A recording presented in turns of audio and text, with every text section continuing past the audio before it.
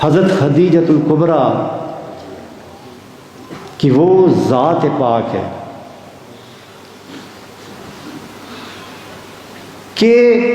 اس وقت انہوں نے نبی کریم علیہ السلام کا ساتھ دیا،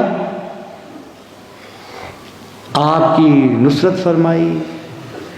آپ کی حوصلہ افزائی فرمائی کہ جب آپ کے ساتھ کوئی بات کرنے کے لیے تیار نہیں ہوتا تھا، معاذ اللہ، آپ کی حق گوئی کی وجہ سے، آپ کے اسلام کی دعوت کی وجہ سے مشرکین مکہ نے منہ موڑ لیے تھے، وہ ظالم آپ کے مختلف نام رکھ کے آپ کو پکارتے تھے، جہاں سے آپ گزرتے تھے تو وہ ظالم اپنا منہ موڑ لیتے تھے،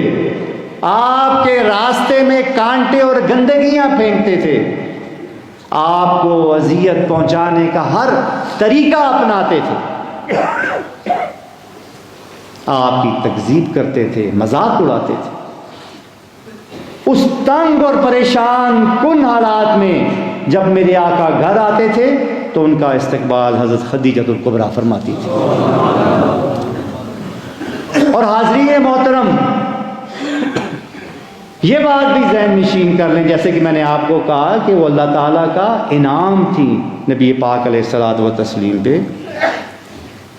کہ یہ قربانی صرف بعثت کے بعد کی نہیں ہے۔ میرے آقا کے ساتھ صدیقۃ الکبریٰ رضی اللہ تعالی عنہا کا ساتھ تقریباً کم و بیش 25 سال کا تھا۔ بعثت سے پہلے بھی انہوں نے ہر چیز آپ پر فدا کر دی تھی،